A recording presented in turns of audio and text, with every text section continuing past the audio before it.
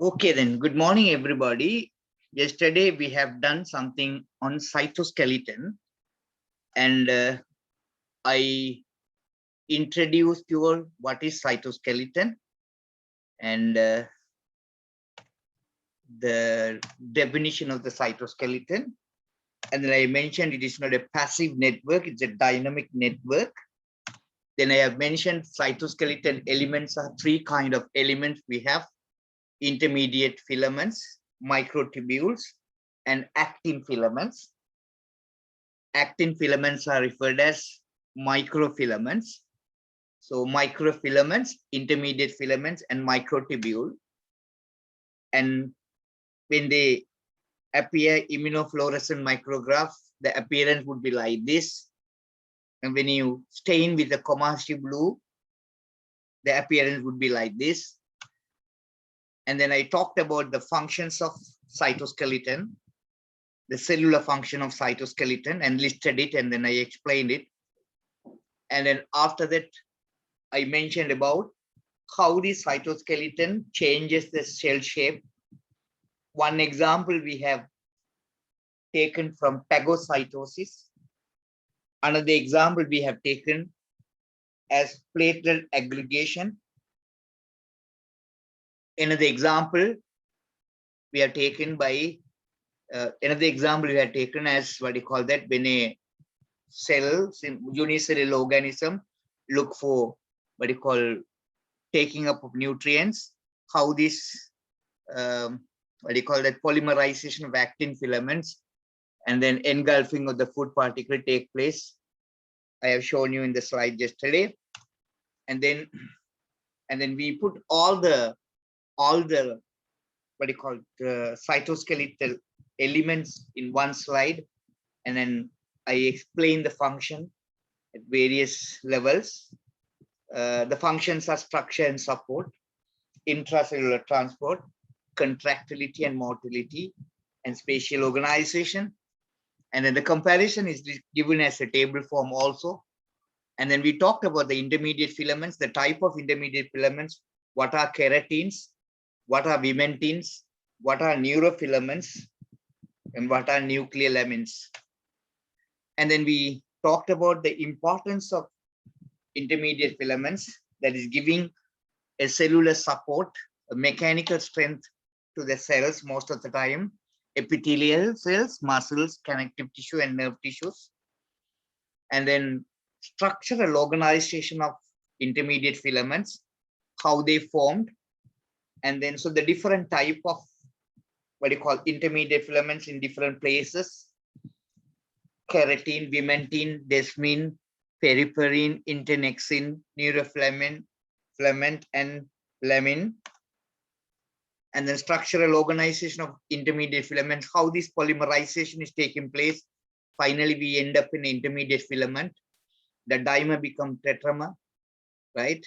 And then 8 such tetramer form this intermediate filament. We have done it.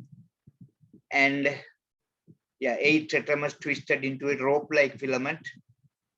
And then there is a disease we introduced to you, epidermolysis bullosa simplex, that is defect in the keratin. So you can see the different layers of epidermis, conified layer, granular layer, right? Spinous layer, basal layer, and basal lamina, and then different keratin when it is be defective, and then you end up in different diseases. It's shown in the picture also. And then we move to microtubules, and then we talked about the monomeric components of the microtubules, are alpha and beta tubulins, and then how they form the protofilaments. And then the protofilaments together form what you call that, the sheet of protofilaments engloss, and then they get an elongated tubule, right?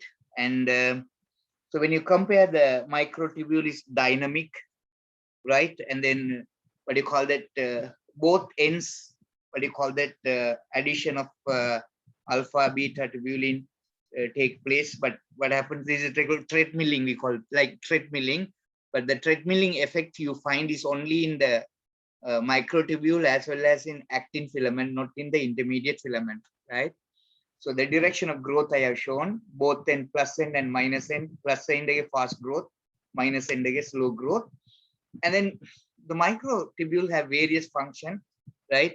It is in the centrosome. The interface, it will appear like this. And then what happened? The dividing cells, they form the spindle formation. And then the microtubules also found in the cilium or cilia, right? During the cell divisions, chromosome have been taken to the two pole of the cell via what do you call that? Spindles, that contraction of the spindle, and then it is taken to the two poles of the cell, right? And then based on this, we can divide this microtubule into three kinetochore microtubule, which are attached to the chromatids, and then which are very shorter ones are, we call it as astral microtubules, yeah, astral microtubules, and then the polar microtubule, which are not connected to the what do you call that, chromatids, right? And then the drugs halting the cell division, we talked about it. These can be used as anti-cancer drugs: colchicine, colcimate, bimblastine, vincristine, and nocodazole, right? And then the famous one is called Taxol, and that binds and stabilizes the microtubules isolated from a plant, and later they're synthesizing it. And then the basic structure of these microtubules are also present in the cilia and flagella, right? So when you look at when this what do you call that, flagella and the cilia stroke, right? There is fluid movement the opposite direction, and then the organism moves opposite to that direction, right? And you can see that the direction of swimming in a sperm, and then the undulatory movement, we call it the flagella having undulatory movement, and then the cilia has a whip-like motion. The active stroke will be faster, and then the recovery stroke is very slow, and then slowly it will recover, right? And then we come to this microtubule transport. What I want to talk here is basically what happened. We have talked about what do you call that, nuclear envelope, isn't it? The continuation of the nuclear envelope is rough endoplasmic reticulum. In the rough endoplasmic reticulum, ribosomes are attached to it. When the ribosomes are attached to rough endoplasmic reticulum, there you can see the protein synthesis taking place. The cellular protein,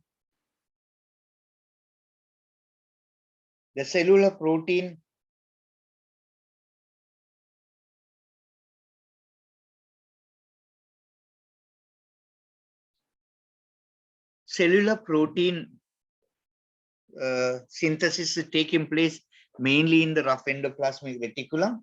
And what happens, these proteins are transported from one compartment to the another compartment, right? For example, from the area to the Golgi apparatus. In the Golgi apparatus, there's a modifications taking place, understand? So when the transport from one compartment to another compartment, shall we say it? Shall we say it? One is something like that. For example, you can see the proteins are synthesized in the area, is transported to Golgi apparatus, and the Golgi apparatus is undergoes modification, addition of carbohydrate moiety, and then it is sort of a glycosylated, we call it. And then the secretory vesicles from the Golgi apparatus can go to the other part of the cell or to the cell membrane, understand, or to the lysosome. Clear? So when you look at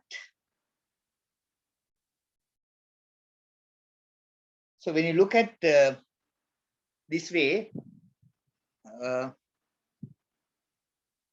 the transport, intracellular transport taking place via what do you call that?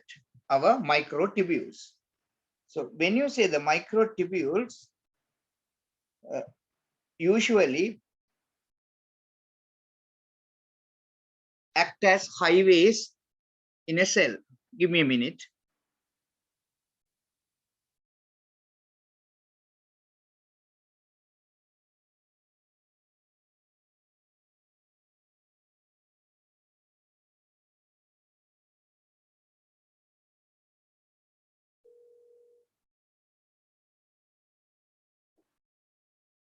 So these microtubules act as what do you call that? Highway in a cell where most of the substances are transported from one part of the cell to the other part of the cell. Not only one part of the cell to the other part of the cell.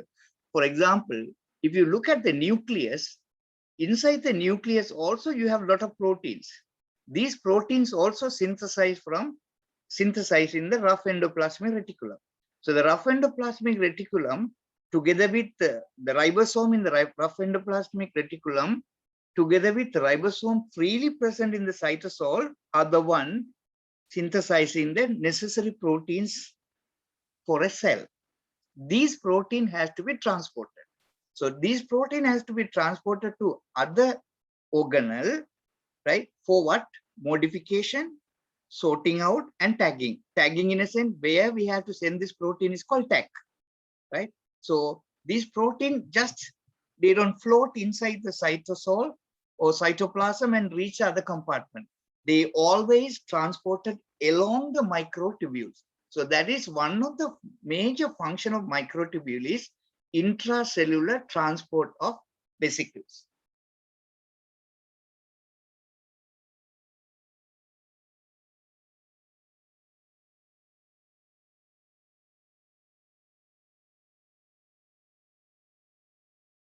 Okay, so now we have vesicle transport can be bidirectional, we call it. So when you say vesicle transport can be bidirectionally, right? There are two protein involved in this. One is we call dynein, other one is called kinesin, right? These proteins are called motor proteins. Motor proteins, you can see now, the blue color one is dynesin, and then the red color one is, we call it as kinesin, right? One transporting one direction, other one is transporting in opposite direction. Other one is transporting in opposite direction. So you can see a neuron cell, right? In the neuron cell, do you have the dendrite, right? And then you can, at the end of this thing, you have the synapse, right? So from the neuron to the synaptic end, so the end of the neuron, right? You can see red color one. Red color one is what? Kinesin is transporting. From there, opposite direction, which is transporting, dynein is transporting. Okay, right. So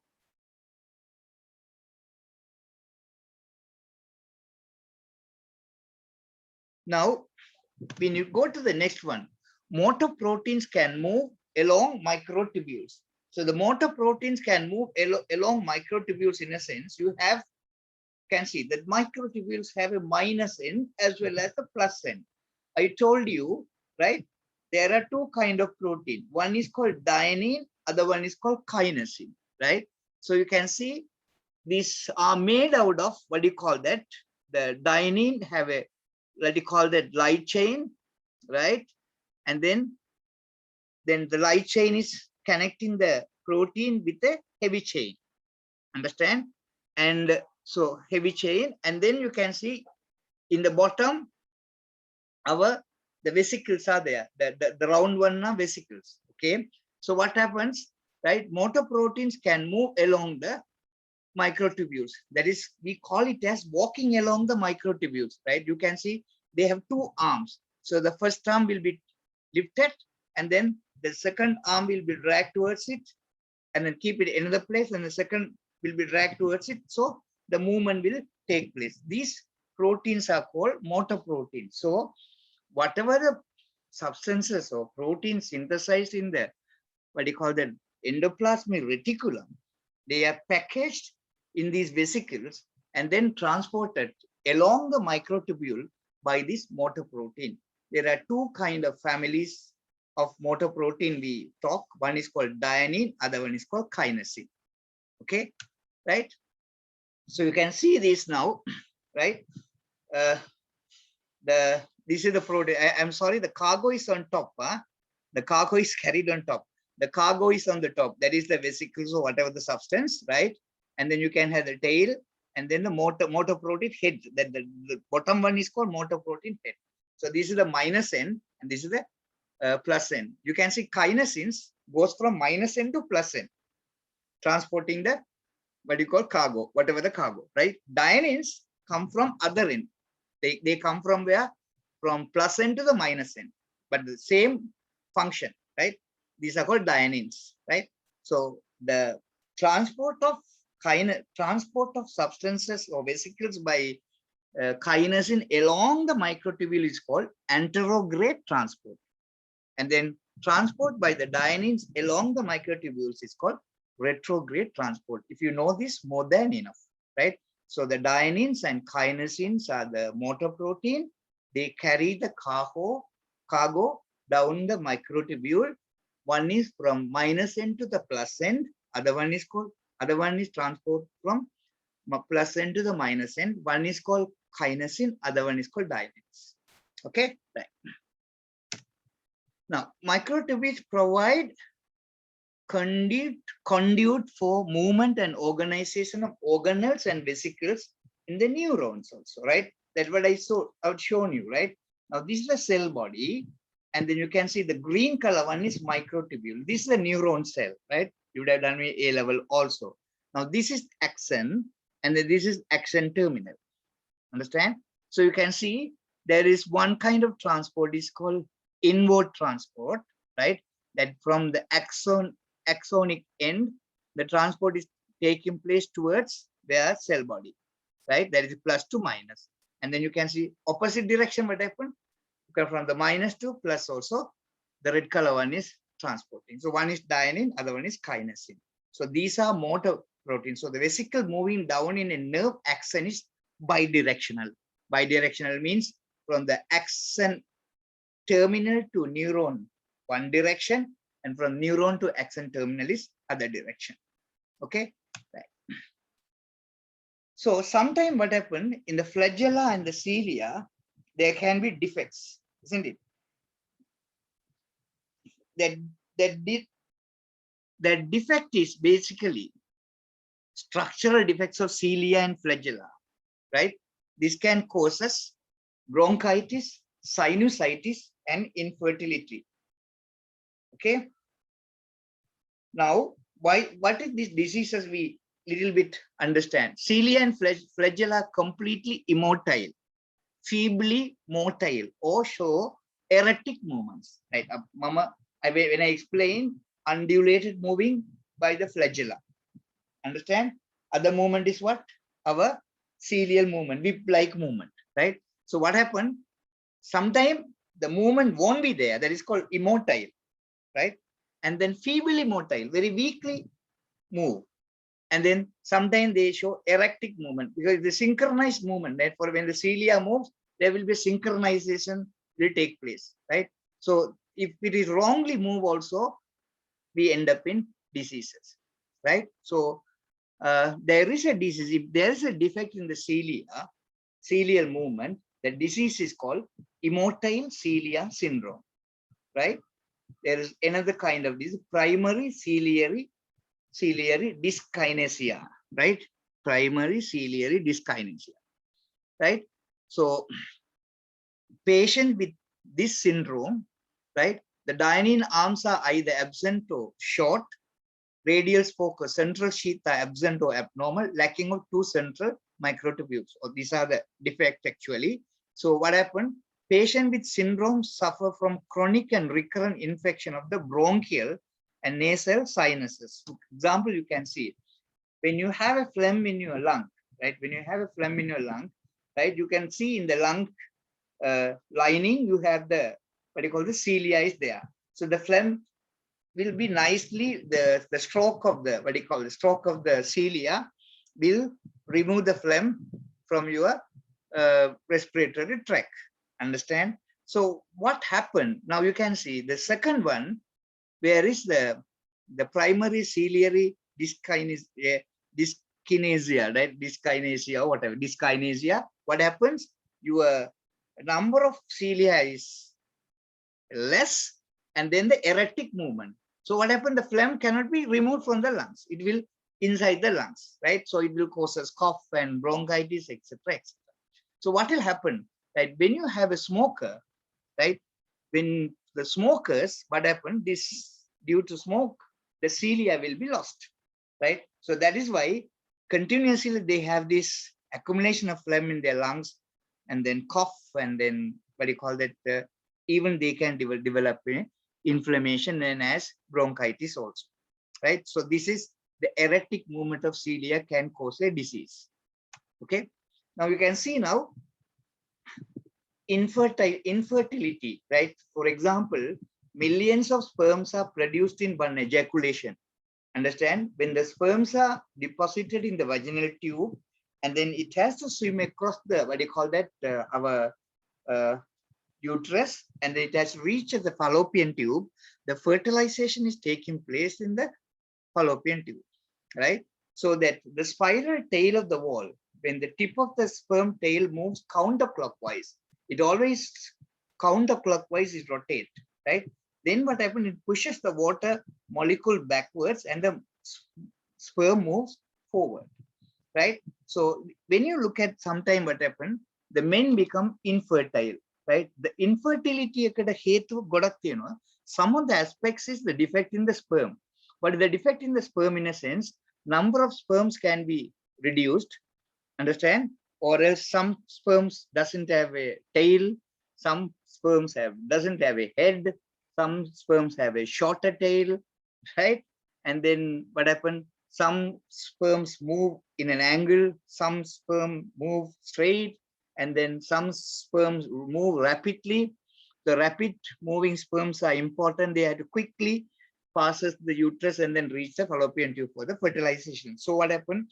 When you have a defect in the microtubules, right, which form the flagella, right, then what happened? The sperm movement can be affected. That can causes infertility. Okay, right.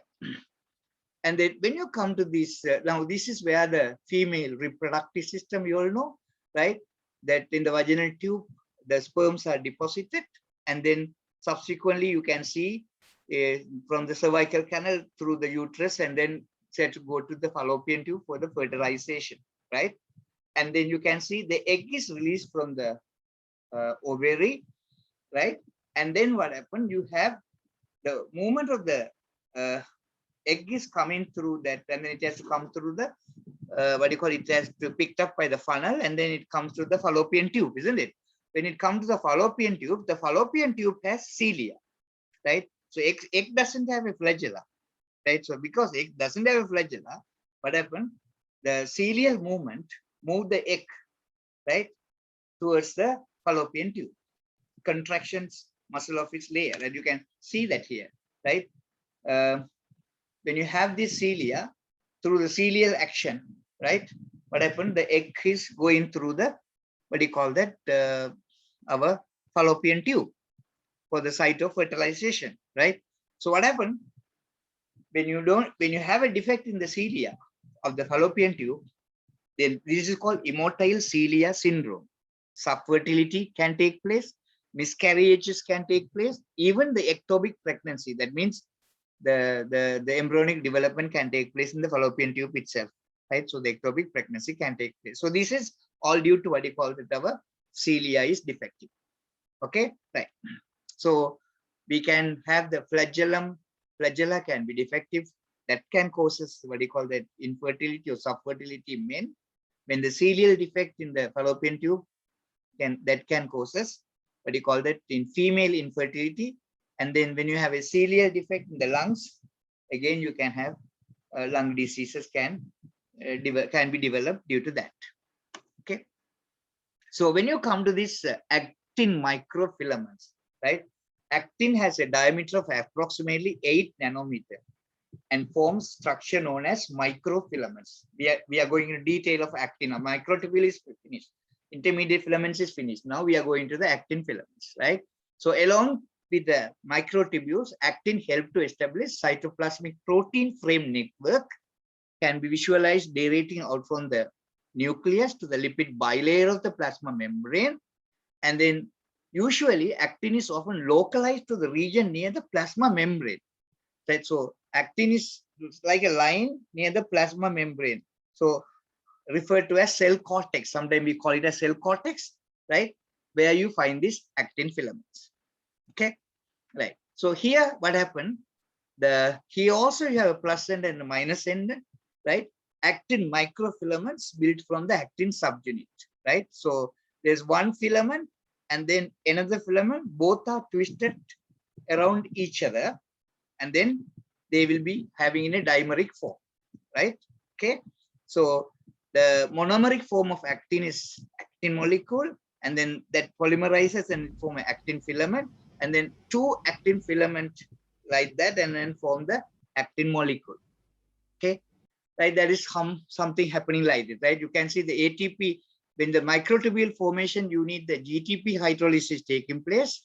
When the actin filament is forming, that is where you have the ATP hydrolysis taken. So that is, you can see growing end every time when actin monomer is, that is called G-actin, we call it is, right? Other one is forming a filament, that is called F-actin. So G-actin is the one comes and join with the already formed F-actin, and then ATP is hydrolyzed, and then you get formation of what you call that filamentous actin. The filamentous actin is F-actin.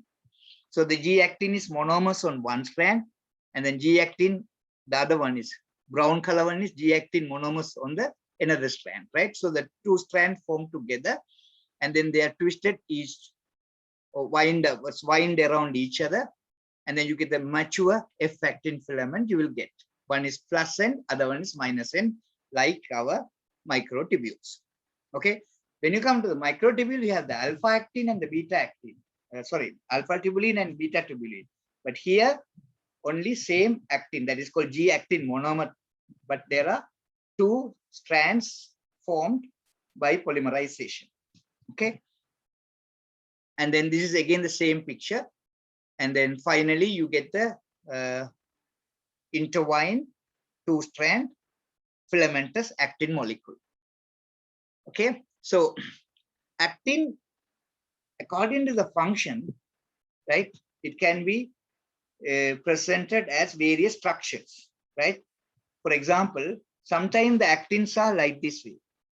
They're shown in this. These are called contractile bundle, right? And then you can, that is called stress fiber, right? Right. For example, for an animal exposed to a stress condition, it contracts, and then what do you call that? The animal retracts from the danger, right? And then the gel-like network, right? The gel-like network cell near the cell membrane area you have, that's called cell cortex. Sometimes you have the projection, like in amoeba, you have the projection that we call phylopodium. In the phylopodium, you have tight parallel bundle. You can see that in the villi also, right? In the microvilli, the other day I showed you, there you can see tight parallel bundle. So actin can be present in three forms. One is we call contractile bundle, other one is called gel-like network, other one is called tight parallel bundle. Okay, right. Now, the actin filament is very important in what you call that red blood cell, right? Because red blood cell, as I told you, because I will teach you in the blood and immune system also, when you look at the red blood cell membrane, it is closely associated with cytoskeleton. Because the reason is the red blood cell, as I told you, one red blood cell travel nearly 300 kilometers per day, right? So it is a tortuous journey for a red blood cell. So when I say a tortuous journey for a red blood cell means, what do you mean by that, right? It has to go through the arteries, it has to go through the veins, and it has to go through the capillaries. When it goes to the larger blood vessels, what happens? There's no problem. But when you go through the smaller blood vessels like capillaries, what happened? There is a what do you call that? Strain is given to the red blood cell. So sometimes the red blood cell membrane can rupture, right? So what happened? The red blood cell, right, using the cytoskeleton and the membrane fluidity, changes the shape when it goes through the capillary, and when it comes out, what happened? It gets regained the original shape, right? So you can see now, when you look at the red blood cell membrane, right? Okay, there are some glycoprotein, there are some transmembrane proteins are there. That is what glycoporine. There's one is called glycoporine, other one is called band-3 dimer, right? Okay, you can see the band-3 is inside. You can see what do you call that? There is a cytoskeleton element, right? So the cytoskeleton element is made out of actin filament. The protein, we call it as spectrin. Spectrin is a tetramer, right? So there are spectrin is a tetramer. What happened? That is the cytoskeleton. That is that is what you call that. It's a different kind of. It's not actin actually. It's a what do you call that? Another kind of protein, filamentous protein. Right now you can see that is along the RBC membrane forms a network. Right, very careful. So now you can see the glycoporine is a transmembrane protein. Right, from the glycoporine, there is a protein called band 4.1. I expanded, you can see band 4.1. Through band 4.1, they attach to spectrin. You can see attach to spectrin, right? And then spectrin attached to a filamentous actin. Spectrin attached to a filamentous actin, right? And then you can see together with, there are some other proteins are associated. There's a protein associated with actin called tropomyosin, and there's another protein associated with spectrin is called adenosine, and then another protein associated with actin is called tropomodulin, and then you can see the band-3 protein also, right, attached to this one, ankyrin we call it, right, and then band-4.1 is also attaching to the spectrin, right? So this is when the RBC going through this, what you call the tortuous journey, right? The cytoskeleton together with what you call that membrane, RBC membrane, act as a shock absorber. So shock absorber mean, right, the membrane fragility will be reduced. The membrane, due to this tortuous journey, the membrane can become fragile, right? That fragile nature of the membrane is reduced because, right, there's a network of cytoskeleton present beneath the RBC membrane. You can see the next picture very nicely, right? Okay, so you can see very nice picture of this, and then don't worry much about this, but you can see now the brownish color, the brown color, the darker brown, the undulating surface is the membrane, right? And then you can see there is a spectrin. Where is the spectrin? Sorry. Right, so you can see this is the yellow color one is spectrin. There are two type of spectrin you have. The yellow color is alpha spectrin, and then you can see blue color is what? Beta spectrin. Okay, right? Then you can see this area.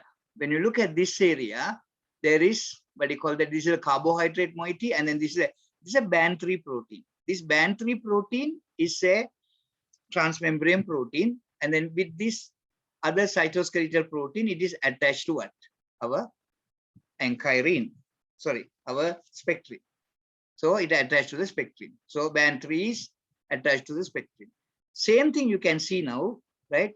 Here, right? This is a glycoporine. This is again another transmembrane protein. Glycoporine, another transmembrane protein. And then you can see the actin, right? So through the, right, some other protein band, it is bind to what you call glycoporine is bind to actin. Actin is with the band 4.1 binding to what you call that, our spectrin, right? And then you can see there is another transmembrane protein.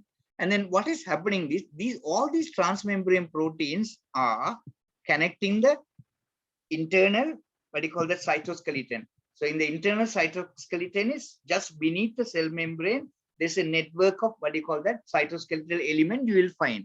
So what happened? There is a vertically, you can see that RBC can get the strain, or it is horizontally also can, RBC can undergo this, what you call that strain. So the vertical and then horizontal aspects can be what you call withstood by this cytoskeleton as well as the cell membrane. You can see now this area is expanded, and then I showed you here, but you don't need to remember all this nonsense. But at the end of the day, what you have to know is there is what you call that actin filaments connecting the what you call that cell membrane via that is called transmembrane protein to the inside cytoskeletal protein that is called spectrin. Understand? So this is what you call, this is the lipid bilayer. You can see this cursor moving. This is a lipid bilayer. This is the membrane cytoskeleton. You can see the membrane cytoskeleton, how complex structure here, and then that give you RBC, right, without getting damaged when it go through the blood vessels. Okay, that we will study in the blood and immune system also in detail. Don't worry about that. Okay, right. So now what have actin microfilaments, as I mentioned, the microvilli, it will be like this in contractile bundle, and then lamellipodia and flopodia. When the single cell organism, when they move, they have the projections like this. These are called lamellipodia and flopodia. They are also actin filament you have. And then when the cell is dividing, what happened? One mother cell is become two daughter cell, right? Actin cells, actin filaments form the contractile rings, and then cell division is taking place. Okay.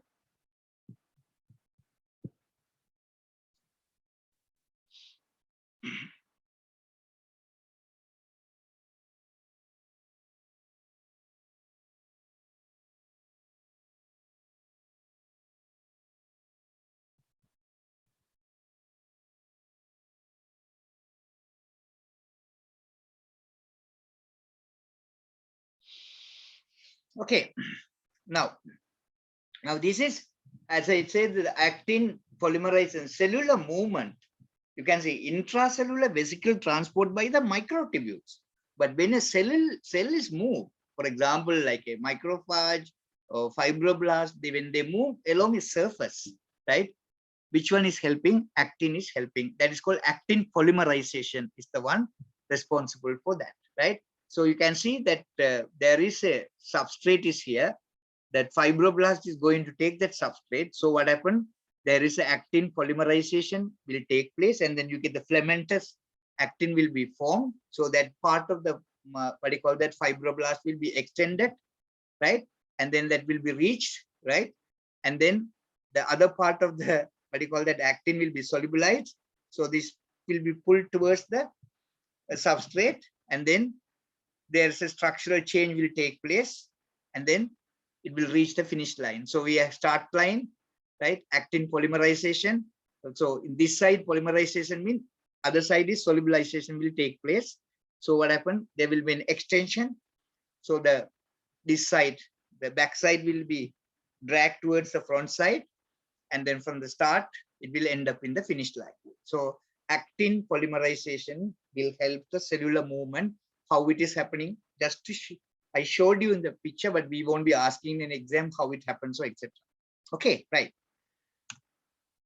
Now you can see now.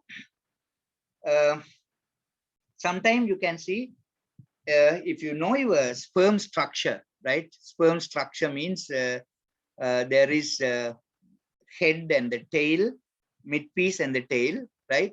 And then when the egg sperm goes and penetrate the egg, right, ovum, right, there is a acrosome vesicle in the top of the head, right? It has the enzymes which can help to penetrate the ovum, right? Okay, so you can see what happened in that area. There will be acrosomal. When the acrosome vesicle is ruptured, right, you can see now the actin filaments, right? There's a polymerization will take place. This part is the one penetrate the what do you call that ovum, the egg membrane, and then release the what do you call that, nucleum, what do you call that, DNA, sorry, chromosome into the ovum for what do you call that, formation of the zygote. Okay, so that is movement driven by actin polymerization. Another example, right? It happens in the sperm during fertilization. Okay, right. And then you can see the actin also, that for example kinesin and dyneins are the motor protein of what do you call that, microtubules, right? Likewise, actin filament also have motor protein. The motor protein associated with actin is called myosin, right? There are three kinds of myosin we have. Usually a myosin has a head and a neck and a tail, right? So there are three types of myosin we have. One is myosin 1, myosin 2, and myosin 5. You don't need to go into detail of the structure, but if you know the motor protein of the actin is myosin, dynein and kinesins are the motor protein of what do you call that, microtubule. Okay, so myosin 2 involved in the muscle contraction, involved in cytokinesis. That means when the cytoplasm of a cell divides. Myosin 1, protrusion of actin-rich structures at the cell surface. That is what you call that. For example, this is the protrusion, and this is also protrusion, right? Okay. And when you come to the myosin 4, involved in vesicle transport, right? Myosin 4 is involved in vesicle transport. So you can basically, you can see vesicular transport, actin also involved in the vesicular transport. Not only the major function of the vesicular transport is by microtubules, but actin also involved in the vesicular transport. Okay, right. So this is cytokinesis, as I told you, when the cell division takes place, when the mother cell to become the two daughter cell, right? There was a contractile ring formed in the center of the cell, and then that contracts, and then there was a cleavage, furrow will be formed, and then two sides of the membrane will fuse together, and then two cells will be formed, right? And as I told you, you can see now, I'm sorry to say this now, macrotubule, I told you, these actin and the macrotubules are highways inside the cell. I say because highway inside the cell means what happened, sometimes our goods and things are transported from harbor to other part of the country by container, right? So we imagine the containers are going in highway, right? So you can see when the microtubule is one type of highway, right? And then another type of highway is microfilament. That means the actin filament, right? So from one highway to we have to go to another highway like that. Understand? So along the actin filament, you can see vesicle can be transported. What is the transporter? Motor protein. Motor protein for the actin is myosin. Understand? And then motor protein, which is carry the vesicle along the microtubule, is either kinesin or dynein. That's more than enough, right? So the motor protein for the vesicular transport is myosin, right? Even muscle contraction also myosin, right? And then protrusion in the cell surface also myosin involved, and then transport also involved. But the different kind of motor protein. Microtubule has kinesin, actin has myosin. Okay, and then this part of this thing I am not going to teach you because this will be taught in you in the physiology, in the body tissues. Just I wanted to show you in the muscle there are two kind of, right? Thick filament is called myosin, the green color one, and the thin filament is called actin. So the muscle contraction, these two are involved, right? And so that is the motor protein of the actin is what you call that, myosin, and then the myosin slide along the actin, and then the contraction will take place, right? Now this is what you call that, right? During the contraction, the appearance will be like this, and then during the relaxation, appearance will be like that, and then myosin walks along the actin myosin walk along the actin to cause the contraction, right? That is the green color one is the thick filament, that's the myosin filament, and then the thin one is the actin filament. Give me a minute.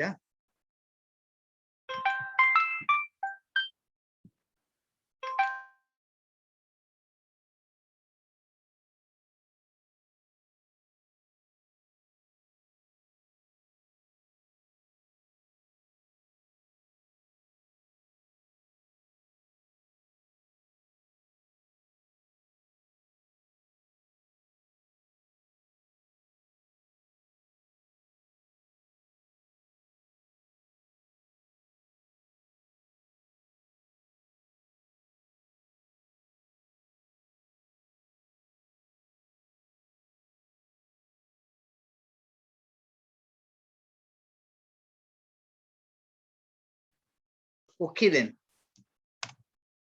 So we go to the next slide. The muscle contraction Dr. Naomi will do in the physiology in detail. Don't worry. Not everything that is possible is necessarily desirable. Oh, what a statement. Thank you very much for listening.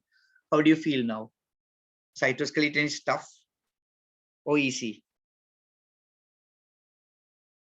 Hello. Today a bit better, sir, than Huh? last time. Today it's a bit better. I am very slow today, is it? Yes, sir. Today is pretty good. There's a lot of disturbances coming in the phone. That's why. Okay. Did I record this?